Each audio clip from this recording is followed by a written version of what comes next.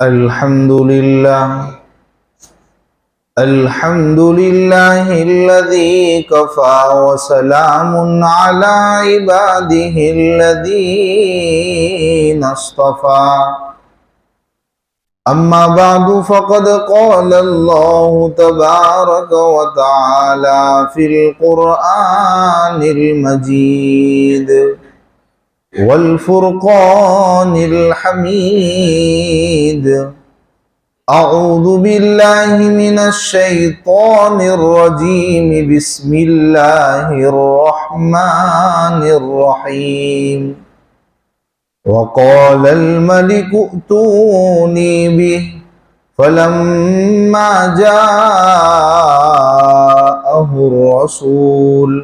قال ارجع إلى ربك فاسأله ما بال النسوة اللاتي قطعن أيديهن إن ربي بكيدهن عليم إلى آخر الآية. صدق اللہ العظیم. بزرگان محترم، میرے نوجوان ساتھیوں، گزشتہ آپ حضرات نے یہاں تک بات سن لی تھی کہ بادشاہ کو ایک عجیب و غریب خواب اس نے دیکھا. اللہ تبارک و تعالیٰ کو یوسف علیہ السلام کی رہائی جیل خانے سے کبھی نہ کبھی تو کرنی تھی، تو اس کے لیے یہ ذریعہ بنایا کہ بادشاہ کو ایک عجیب و غریب خواب دکھایا، اور اس کی تعبیر کے لیے کوئی نہ ملا. بادشاہ کا خواب تھوڑا عجیب و غریب تھا، اس کا بوجھ کوئی نہ اٹھا سکا، تو اخیر میں شاہی ساقی کو یوسف علیہ السلام کی یاد آئی، اور بڑی دیر سے آئی، بہت عرصے کے بعد، بہت لمبے سالوں کے بعد آئی، لیکن جب بھی آئی درست بن کے آئے گی یوسف علیہ السلام کے لیے. اور یوسف علیہ السلام کے پاس وہ گئے ہیں، خواب بادشاہ کا رکھا، یوسف علیہ السلام نے تعبیر بھی بتائی، تعبیر بھی ماشاءاللہ کل آپ نے سنی. اور آج بادشاہ کی طرف سے بلاوا آئے گا. پہلی مرتبہ جب ان دونوں غلاموں کی جو قید خانوں میں تھے ان کے خواب کی تعبیر بتائی تھی، تب یوسف علیہ السلام نے ان میں سے کسی ایک سے کہا تھا کہ بھائی جا کے بادشاہ کے سامنے میرا ذکر کرنا تاکہ بادشاہ کو میری ملاقات کا شوق پیدا ہو. لیکن تب شیطان نے بھلا دیا تھا، لیکن اب تو خوابت بادشاہ کو دکھایا ہے، تو بادشاہ کو جا کے بتانا تو پڑے گا بھائی کہ تمہارا یہ خواب ہے اور اس نے بتایا ہے. تو خیر، جو بھی خواب کی تعبیر بتائی یوسف علیہ السلام نے، وہ بادشاہ کے سامنے جا کے اس شاہی ساقی نے پورا قصہ سنایا کہ ایسا ایسا جواب ملا ہے یوسف علیہ السلام کی جانب سے. بادشاہ نے جب تعبیر سنی ہے وہ تو بالکل خوش اور خرم، کتنی ٹینشنیں اس نے پال رکھی تھی اور کتنا وہ اندر وہ جھوج رہا ہوگا، ساری ٹینشنیں ختم، اور اس نے تصدیق بھی کر لی کہ ہاں بھائی بات سمجھ میں آنے والی ہے، تصدیق بھی کر لی. اور پھر یوسف علیہ السلام کی ملاقات کا شوق پیدا ہوا کہ ایسا وہ کون سا انسان ہے کہ جو میں نے بہت سارے ارکان دولت سے پوچھا، کسی سے میرے خواب کا جواب نہ بن پڑا، اور ایسا تو کیسا انسان ہے، اس سے ملنا چاہیے.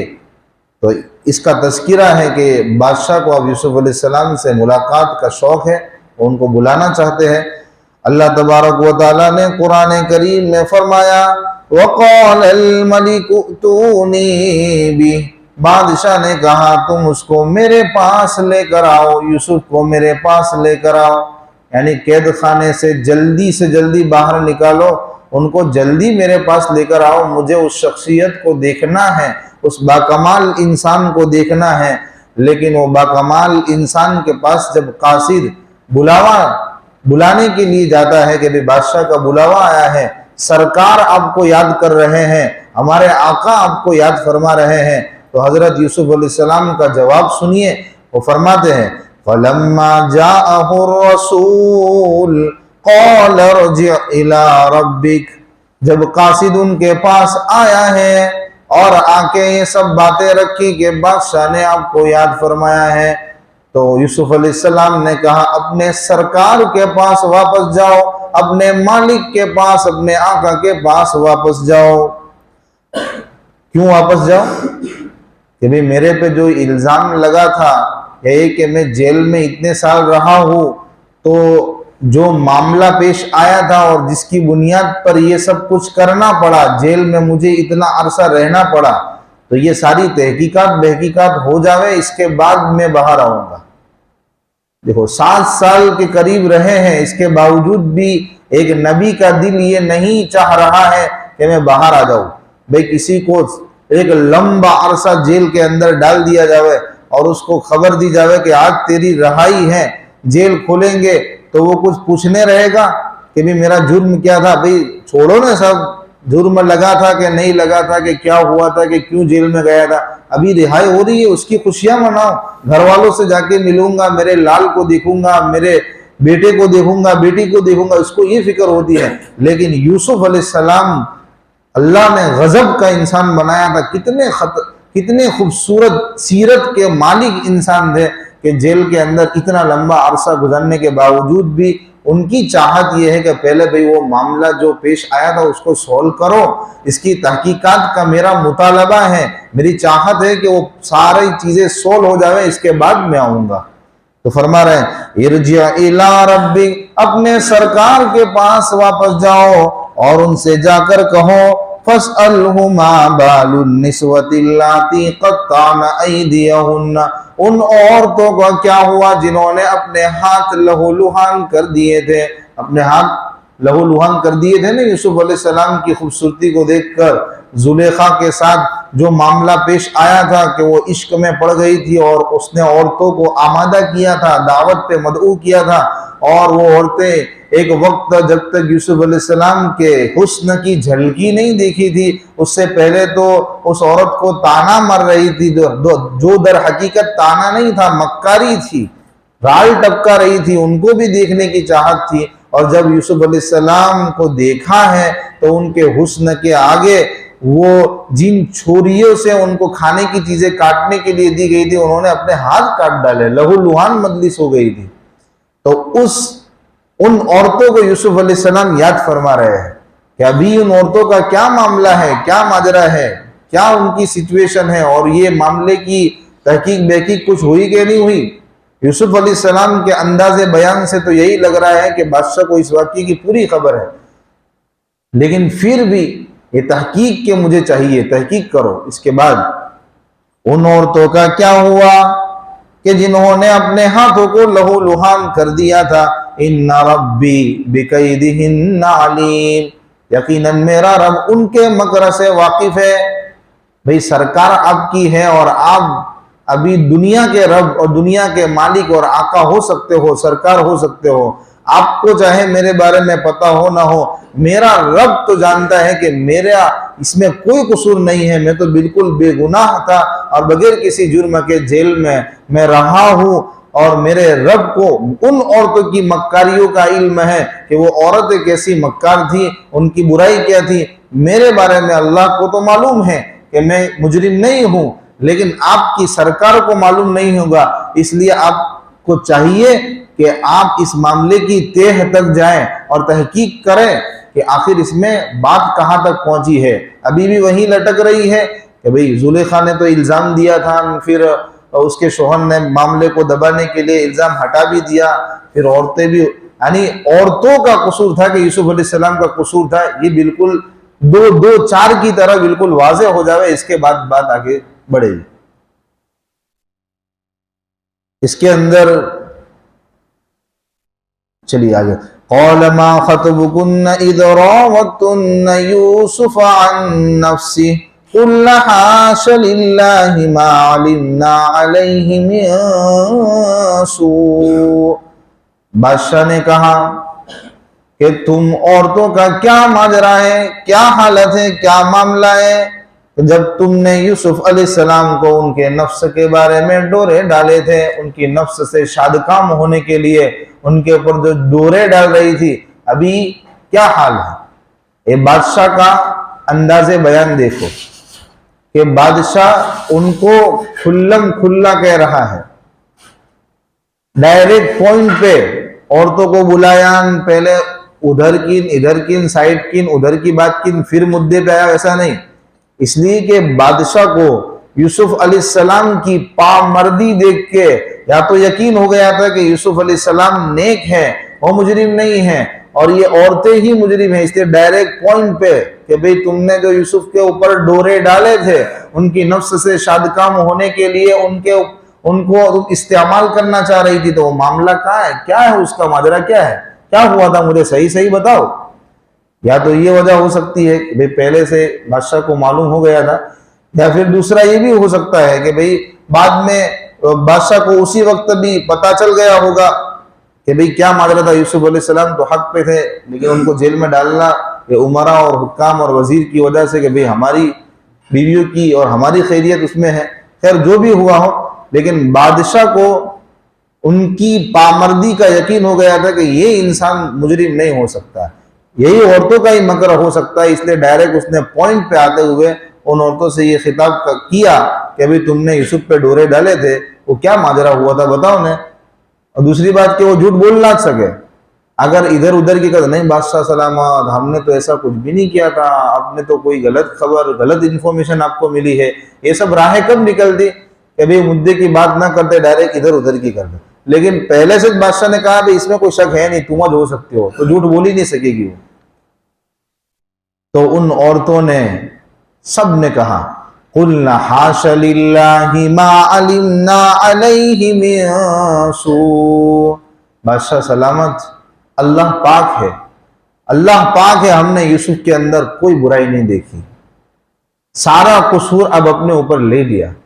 कि सारी गलती हमारी ही थी, यूसुफ के अंदर वल्लाह कोई बुराई नहीं थी, वो पाकबाज इंसान थे, वो नेक इंसान थे, उनकी कोई मंशा नहीं थी, सारी मंशा हमारी थी। अब आगे बात बढ़ाऊं इससे पहले मैं आगे एक बात बताना भूल गया, वो बात की तरफ आपकी तवज्जो दिलाना चाहूंगा कि यूसुफ अलैहिस्सलाम ने जो बादशाह को कहलवाया कि पहले उन औरतों के बारे में तहकीकात करो जिन्होंने अपने हाथ काट दिए। आपने इसमें एक बात नोटिस की हो, अगर नहीं की है तो मैं आपको बताता हूँ। यूसुफ अलैहिस्सलाम ने जुलेखा का तस्कीरा नहीं किया, हालांकि मैन तो वो थी, सबसे करीबी और सबसे करीब से यूसुफ अलैहिस्सलाम को देखने वाली, उनके घर में पल बढ़ रहे थे, और वो लट्टू हो गई थी। सबसे पहला इश्क तो उसको हुआ था, बाद में इसके दावत देने पर दूसरों का हुआ था, तो उसका तज़किरा क्यों नहीं किया? यूसुफ अलैहिस्सलाम ने यूं क्यों नहीं कहा कि वो जुलेखा वजीर की बीवी, अजीज मिस्र की बीवी का क्या हाल है, उसको इस बारे में पूछो भाई, ऐसा क्यों नहीं कहा? तो इसका जवाब ये है कि दो वजह हो सकती है। एक वजह तो ये है कि आपको याद हो कि अजीज मिस्र की बीवी के साथ जो मामला पेश आया था, उस वक्त ये साबित हो चुका था कि भाई उसके शोहर ने खुद ने, वजीर ने, अजीज मिस्र ने ये मान लिया था वो दलील के जरिए से कि कमीज आगे से फटी है पीछे से फटी है कि मेरी बीवी मुजरिम है, यूसुफ बेकसूर है। और उस वक्त वजीर ने ये कहा था, अजीज मिस्र ने कहा था कि यूसुफ मामले को रफा दफा करो, इसको बात को आगे मत बढ़ाना, इसमें मेरी बदनामी है। तो वो वजीर तो चाहे भूल गया हो, यूसुफ अलैहिस्सलाम को जेल में डालने का जरिया बना हो, जेल में डलवाया हो, वो वजीर तो भूल गया था कि यूसुफ बेकसूर थे, जेल में जाके आए बेचारे। लेकिन यूसुफ अलैहिस्सलाम नबी है, वो कैसे भूल सकते थे कि भाई मैंने वजीर से जो बात हुई थी उसमें मुझे कहा था कि भाई मामले को दबा दो, अब इसका तज़किरा मत करना, इसमें मेरी फजीहत होगी, मेरी बदनामी है, जो कसूर था मेरी बीवी का था, आप बेकसूर हो। यूसुफ अलैहिस्सलाम ने गवारा नहीं किया कि इसका नाम जाहिर किया जाए। बोलो कितनी बारीक बिनी है। और दूसरी वजह क्या है पता है? दूसरी वजह यह है कि भाई कैसी भी थी जुलेखा, कैसी भी वो औरत थी, यूसुफ अलैहिस्सलाम का बुरा चाहती थी, उनके साथ बुराई का इरादा किया, लेकिन थी तो मालिका, थी मालिका, उसके घर में पले बड़े हैं, उसके शौहर के यूसुफ अलैहिस्सलाम पर एहसानात है कि भाई उन्होंने उनको गुलाम की हैसियत से खरीदा था, लेकिन अजीजों की तरह पाला है, बड़े इज्जत उनको एहतराम के साथ पाला है और बड़ी उनकी खूबसूरत तरबियत फरमाई। तो मेरे वजीर मेरे मालिक हैं, मेरे आका हैं, उन्होंने मुझ पे ऐसा एहसान किया हो, मैं कैसे गवारा कर सकता हूँ کہ ان کی بیوی کا میں نام لوں، اس کی وجہ سے ان کی فضیحت ہوگی، ان کی رسوائی ہوگی، میں اپنے آقا کے ساتھ ایسا معاملہ نہیں کر سکتا۔ اس لیے انہوں نے یہاں پر زلیخا کا، عزیز مصر کی بیوی کا نام لینا مناسب نہیں سمجھا۔ اب بات کو آگے بڑھاتے ہیں کہ بادشاہ نے ان سب عورتوں کو بلا کے پوچھا، اور اس کا یہ مطلب بھی نہیں ہے کہ بھئی یوسف علیہ السلام نے زلیخا سے تحقیق کرنے کے بارے میں انکار، تحقیق نہیں کروانی تھی اس لیے نام نہیں لیا۔ تحقیق تو بادشاہ نے سب عورتوں سے کی، ان سے بھی کی، زلیخا سے بھی کی۔ تحقیق نہ کروانا یہ مقصود نہیں تھا، بس وہ مقصود تھا کہ بھئی اس کا معاملہ سولو ہو چکا تھا۔ قال ما خطبكن اذ راوتن يوسف عن نفسه وقلن حاش لله ما علمنا عليه من سوء۔ اب عزیز مصر کی بیوی سے بھی تحقیق کی بھی، آپ اپنا رپورٹ پیش کرو، وہ معاملہ کیا ہوا تھا سچ سچ بتاؤ، ادھر ادھر کی نہیں، سیدھے مدعے پہ آؤ۔ اور عزیز مصر کی بیوی نے بھی دیکھ لیا کہ بھئی ساری عورتوں نے تو اپنا قصور مان لیا ہے، یوسف علیہ السلام کو بے قصور ٹھہرا دیا ہے، تو اب میں کیا کروں گی، اکیلی یوسف کو مجرم بتا گئے، چلو میں بھی مان لیتی ہوں۔ تو مان لیا اس نے بھی۔ قالت امرأة العزیز الآن حصحص الحق، عزیز مصر کی بیوی نے کہا کہ حق واضح ہو چکا ہے، اب کوئی چھپنے کی اور غلط بیانی کی گنجائش نہیں بچ جاتی ہے، حق یہ دو چار کی طرح واضح ہو چکا ہے کہ ہم ہی قصوروار تھی، یوسف علیہ السلام بے قصور تھے۔ تو اس نے اپنے جرم کا بھی اعتراف کر لیا۔ انا راودته عن نفسه، میں نے ہی یوسف پر اس کے نفس کے بارے میں، اس کے نفس سے خوش ہونے کے، شاد کام ہونے کے بارے میں ڈورے ڈالے تھے، اور یوسف تو سچے لوگوں میں سے ہیں، یوسف کا کوئی قصور نہیں۔ بات اب کلیئر ہو گئی۔ اب یوسف علیہ السلام جیل سے باہر نکلیں گے، اور یوسف علیہ السلام نے یہ ماجرا کیوں کروایا، یہ تحقیقات کا مطالبہ کیوں کیا، یہ اس لیے کیا، آگے فرما رہے ہیں ذَلِكَ لِيَعْلَمَ أَنِّي لَمْ أَخُنْهُ بِالْغَيْبِ، یہ اس لیے کیا تاکہ وہ عزیز مصر، وزیر، یوسف علیہ السلام کو خریدنے والا آقا، وہ جان لے کہ میں نے اس کی چیز میں، اس کی غیر موجودگی میں کوئی خیانت نہیں کی ہے۔ انی لم اخنہ بالغیب وان اللہ لا یہدی کید الخائنین، یقیناً اللہ تعالیٰ خیانت کرنے والوں کی راہ چلنے ہی نہیں دیتے۔ جو انسان خیانت کرے وہ سمجھے کہ میں خیانت کر کے بہت آگے بڑھ جاؤں گا، نہیں بھائی، راستے میں اللہ کی طرف سے رکاوٹیں آئے گی، اللہ کی طرف سے بریک آئے گا، خیانت کرنے والے کبھی آگے نہیں بڑھ سکتے۔ یوسف علیہ السلام یہ بات جانتے تھے اور انہوں نے خیانت نہیں کی تھی امانت میں، تو اس لیے انہوں نے تحقیقات کا مطالبہ کیا۔ ایک سبق بہت بڑا ہم کو ملا، جن لوگوں کو اللہ نے ذی رتبہ بنایا ہے، جن لوگوں کو اللہ نے عہدوں سے نوازا ہے، چاہے وہ سماج کے عہدے دار ہو، چاہے وہ علم کے اعتبار سے اعلیٰ علم رکھنے والے ہو، کسی بھی حیثیت سے اللہ نے ان کو مقام دیا ہے، ان کو چاہیے کہ وہ اپنے بارے میں عوام کو بدظن نہ ہونے دے، کسی کو بدگمانی کا موقع ہی نہ دے کہ ہمارے بارے میں برا گمان اس کو ہوئے۔ کیوں؟ اس لیے کہ اگر ہم موقع دیں گے، لوگ ہمارے بارے میں بدگمانی پالیں گے، اس کا سب سے بڑا یہ نقصان ہوگا کہ آپ جس بھی فیلڈ کے ہو اس کی اشاعت رک جائے گی۔ آپ اگر دین کے شعبے سے تعلق رکھتے ہو، پھر آپ چاہو آپ کے اوپر برا داغ لگا ہے، چاہے بالکل غلط لگا ہے، سراسر غلط لگا ہے، آپ کے اندر وہ صفت ہے ہی نہیں، آپ کے اندر وہ ایسی عادت ہے ہی نہیں، لیکن لوگوں نے لگا دیا تو لگا دیا، چاہے کتنا ہی برا اور غلط گمان آپ کے بارے میں پھیلایا ہو، لیکن آپ پر وہ لگا ہوا دھبا وہ آپ کو اب دینی رہبری سے روک دے گا۔ پھر آپ دین کی رہبری کرو گے تو لوگ پہلے یہ سوچیں گے پہلے اپنا سنبھال لیں، تیرے اوپر تو یہ داغ لگے ہوئے، تو کس کو نصیحت کرتا ہے؟ تو برا بھی لگا ہو، بالکل غلط لگا ہو، سراسر غلط ہو، پھر بھی ہمیں یہ چاہیے کہ اپنے بارے میں بدگمانی پیدا پہلے تو ہونے نہ دے، لیکن دنیا ہے، انسان ہے، بھئی سامنے والے کے دل پہ ہمارا کنٹرول نہیں ہے، اس نے ہمارے بارے میں بدگمانی کر دی اور الزام بھی لگا دیا، لوگوں میں پھیلا بھی دیا کہ بھئی یہ تو فلاں تو ایسا ہے ویسا ہے، ایسے تو دینداری کی باتیں کرتے لیکن ایسا ہے، تو پھر جیسے موقع ملے اس موقع کو غنیمت سمجھتے ہوئے اپنا اوپر اپنے اوپر جو الزام لگائے اس کی صفائی کر لو، اور دو دو چار کی طرف باتیں ان کے سامنے بیان کر دو بھائی کہ میرا اس سے کوئی لینا دینا نہیں ہے، یا ہے تو بھی میں اس طرح اس میں ملوث ہوں۔ اپنی صفائی پیش کر دو، اس لیے کہ آپ صفائی پیش نہیں کرو گے تو آپ کی وجہ سے ایک بہت بڑے طبقے کے اندر، آپ کے جو چاہنے والے ہیں ان کے اندر ایک غلط میسج جائے گا، اور آپ کی طرف سے لوگ بدگمان ہوں گے، اور دین کی اشاعت میں بھی خلل آئے گا۔ ہر چیز کی جو بھی آپ صلاحیت رکھتے ہو اس کی اشاعت میں خلل آئے گا۔ یوسف علیہ السلام کے اس عمل سے ہمیں یہ سبق لینا چاہیے کہ دیکھو یوسف علیہ السلام جیل سے باہر نہیں نکل رہے، کہ دو دو چار کی طرح معاملہ واضح کرو۔ بالکل تحقیق ہو جانے کے بعد جب یوسف علیہ السلام بے قصور ٹھہرے، وہ قصوروار عورتیں ٹھہری، اب جیل سے باعزت بری ہوں گے، اب اچھی طرح دین کا کام بھی کر پائیں گے، بادشاہ کو دعوت دینی ہوگی تو ڈنکی کی چوٹ پہ دے پائیں گے، ڈرتے سہمتے ہوئے نہیں۔ اور ہمارے اوپر الزام لگا ہوتا ہے، ہمارے اوپر کسی کی طرف سے بدگمانی ہوتی ہے، ہم اس کو چوکھوٹ نہیں کرتے ہیں، بالکل صفائی نہیں کرتے ہیں، تو پھر کیا ہوتا ہے کہ ہم کو کسی کو دعوت دینی ہوتی ہے نا، تو پہلے یہ انگلی کرنے سے پہلے 3 انگلی اپنی طرف بھی آتی ہے، یہ بھی سوچنا پڑتا ہے کہ بھئی یہ الٹا میرے اوپر جائے گا، میری کی ہوئی اصلاح وہ میری اصلاح کر دے گا۔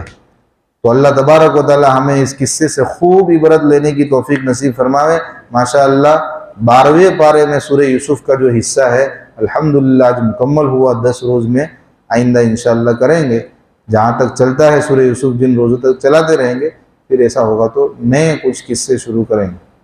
صدق اللہ۔